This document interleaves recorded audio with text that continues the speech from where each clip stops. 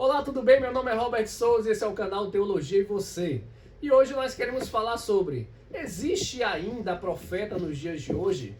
Profeta é coisa do Antigo Testamento? Existe profeta no dia de hoje? E se existe, esses profetas são aqueles conforme a Bíblia diz que tem que ser?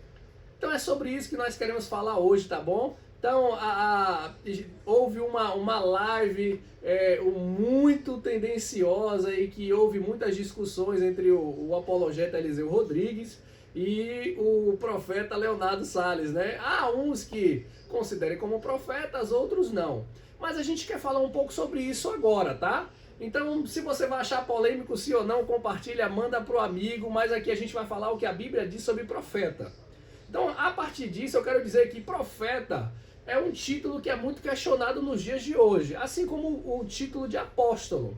A gente sabe que em Efésios o apóstolo Paulo coloca como os grandes ministérios, né? A uns deu a mestres, a apóstolos, a pastores, enfim, evangelistas e companhia. Mas o apóstolo, ao longo da ortodoxia, da teologia ortodoxa, esse título foi reduzido. Foi reduzido porque se ensinou que o apóstolo é aquele que é seguidor, que foi seguidor ocular, ou que andou com Jesus.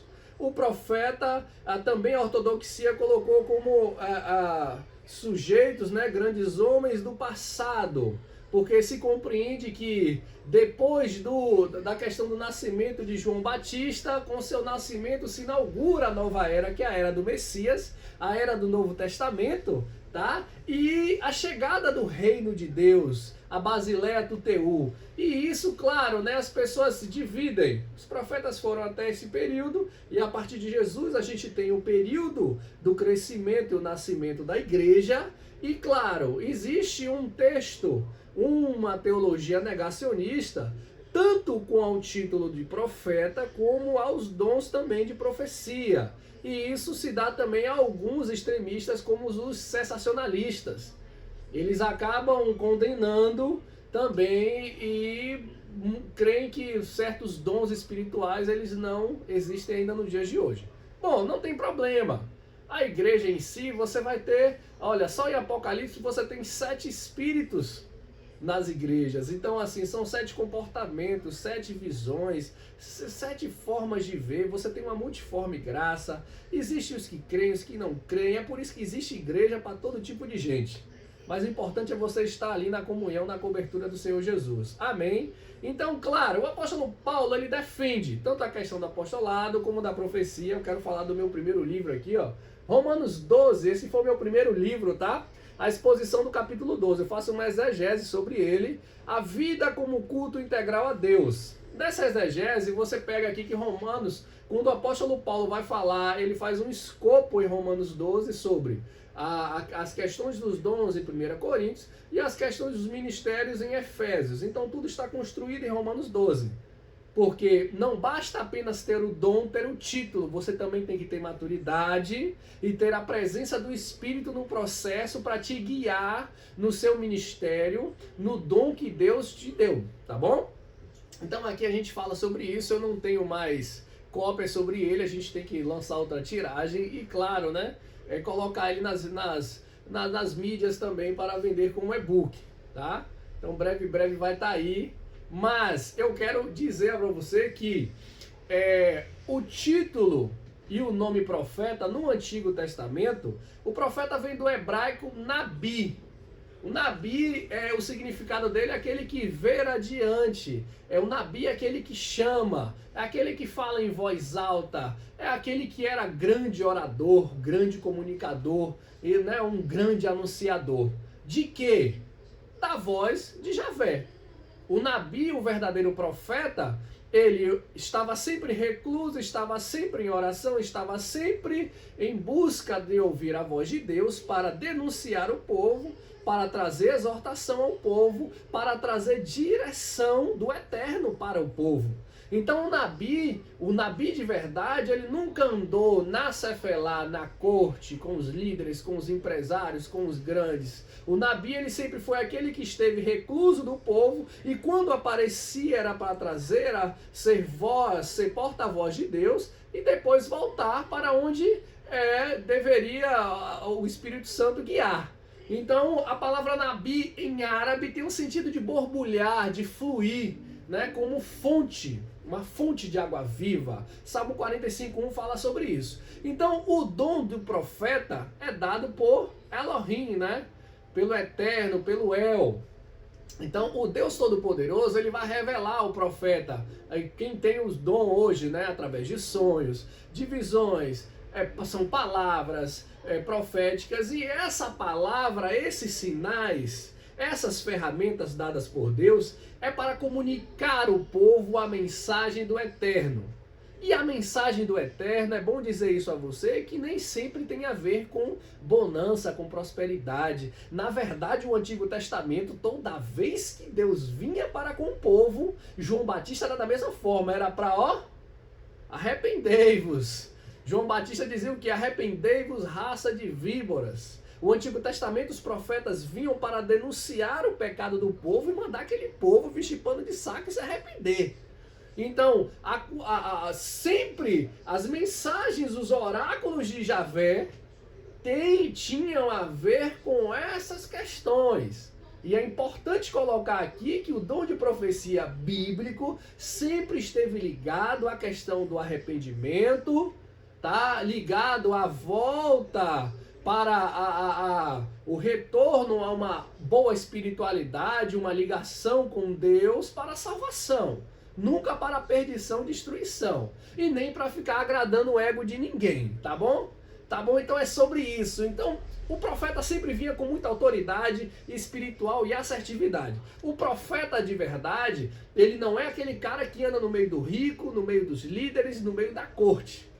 Ele não é aquele cara que tem medo de falar a verdade e só quer ficar amaciando o ego de gente. Deus vai mandar você te dar uma palavra, você vai chegar na igreja e chega na hora e fica com medo. Fica com medo do pastor, fica com medo do líder, fica com medo de fulano, de ciclano que vai ouvir aquilo. Às vezes você quer receber até um favor, um presente, e você vai lançar uma palavra de bênção. Eis que te digo, Deus manda te dizer. Toma vergonha, não é assim que a banda toca não. Então assim o Antigo Testamento fala acerca de profetas que no vocábulo também eram chamados de videntes, que é roer no hebraico, ou roser, tá? que diz a respeito àquele que vê. Lembra de Samuel? Samuel, ele era o sujeito que as pessoas, e o texto diz isso, né? Quando Saul vai procurar o gado, olha, vai lá atrás de Samuel, que ele vai dizer onde está. Tá lá atrás das malhadas, da montanha, em cima de não sei da onde. Samuel era esse tipo de gente.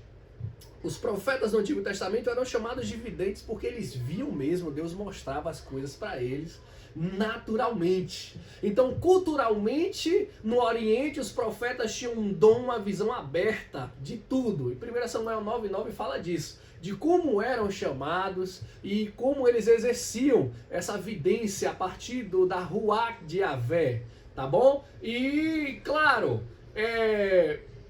falsos profetas existiam e sempre existiram. Lembra de Balaão?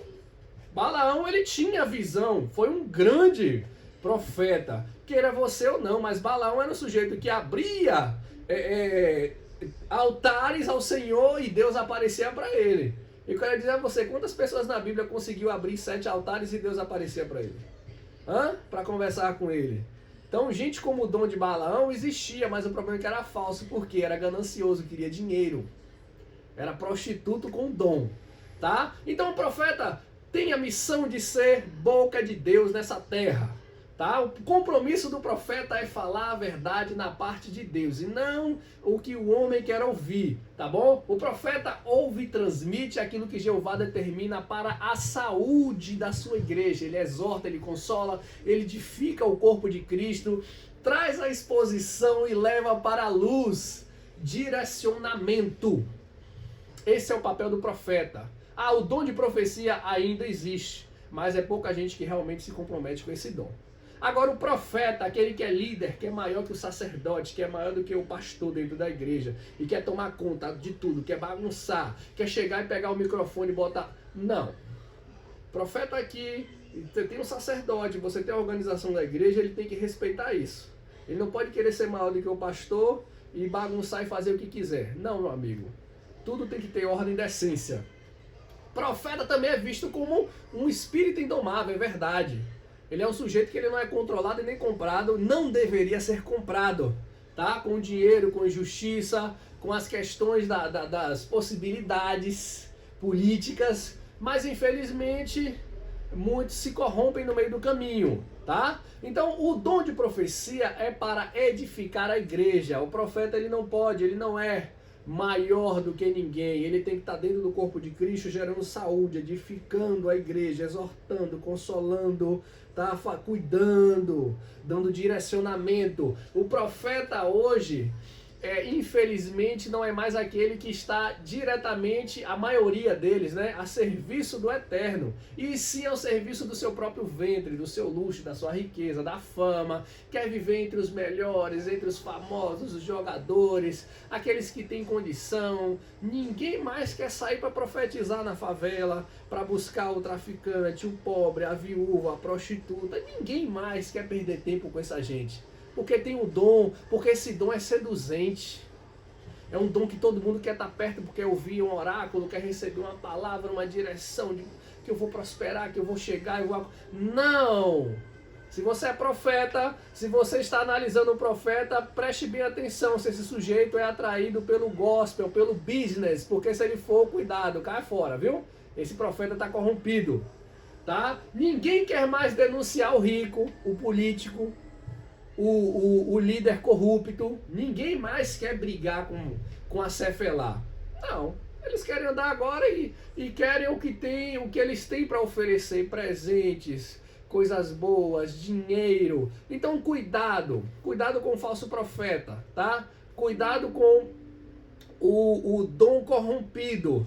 Eu acredito sim que existe o dom de profecia, muitas pessoas são usadas por Deus, mas existe um comportamento. A árvore boa tem que dar bons frutos, tem que ter bom comportamento.